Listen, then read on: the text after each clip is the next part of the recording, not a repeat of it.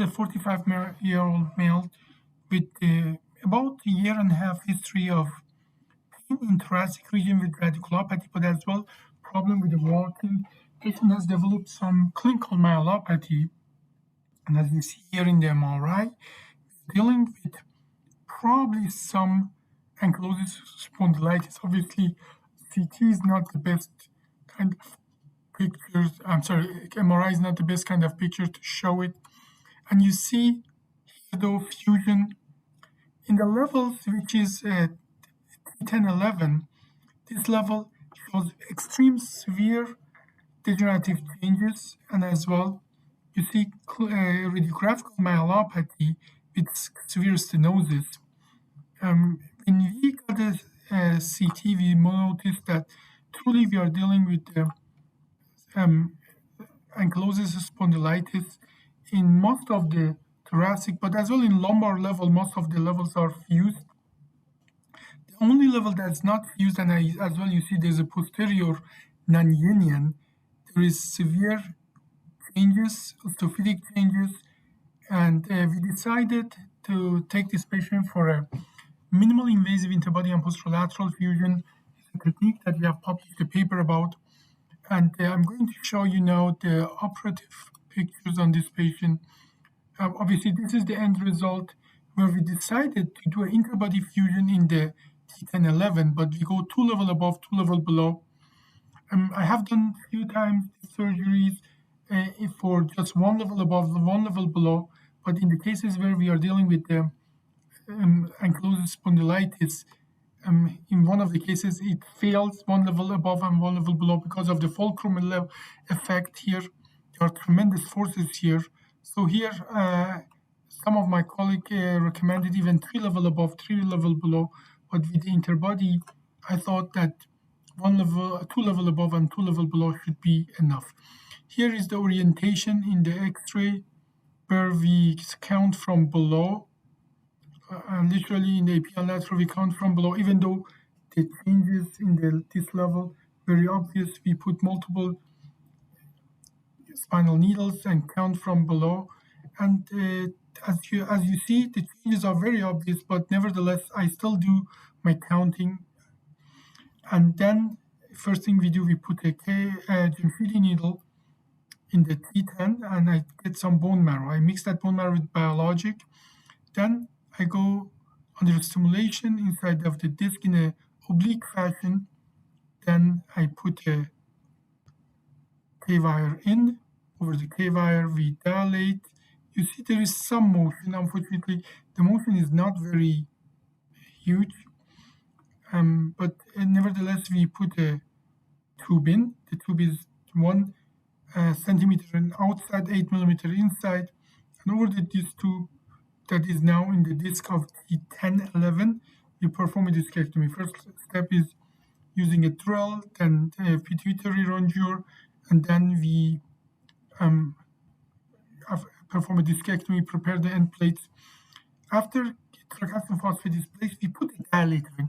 In thoracic region, it's extremely important to put a dilator in because if we take the tube out, in cases that this tube traverses the pleural cavity, it will suck air in and cause the pneumothorax. So by putting this dilator in, we literally reduce the chance of air getting sucked in while we are getting the tube out. The tube, as you see, is coming out.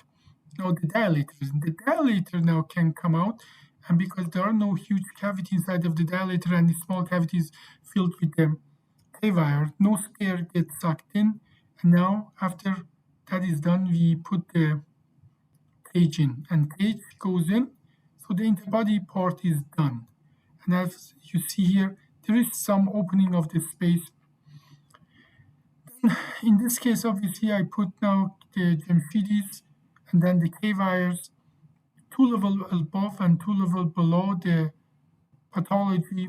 All the other levels are fused, so it's important to put at least 4 screws above, 4 screws below the pathology.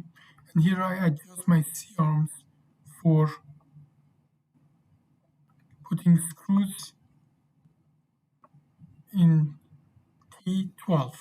Once the screws are placed in T12,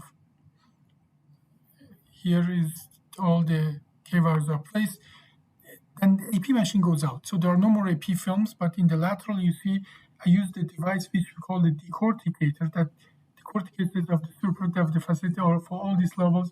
Then we put the screws in. The screws are 6/5 and 50 millimeter long in the T9 and 10, 7.5 millimeter in diameter and 50 millimeter long in the T10 and T11 and 12. And then after we put that, we bend the rod to the proper shape and pass it through. Obviously, we stimulate all screws prior to connect them together. And here's the rod in place. And these are the final pictures. For all these cases, after the surgery, I get a post-operative CT. First of all, let's look at the long window.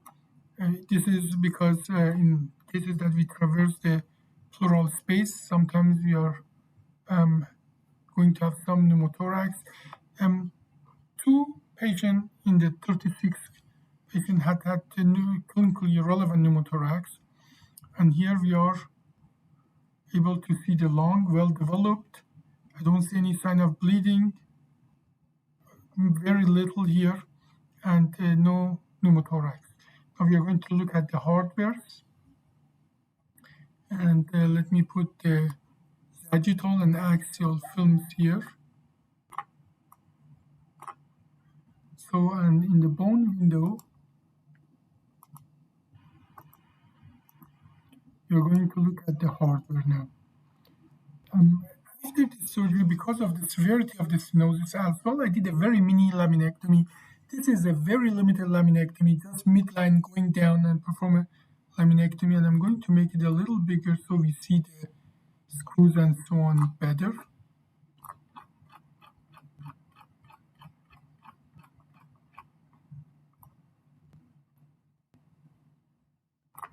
So we are going to go down in the axial windows.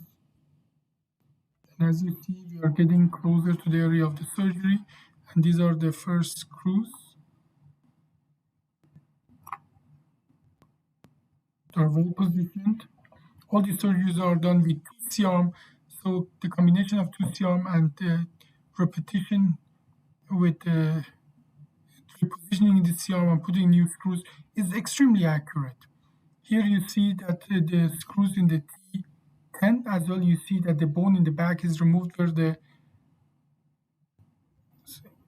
stenosis was. We removed the spinal process and some of the lamina to open up the space. And here we go back and forth. Now we are dealing with the screws in the T11 and 12.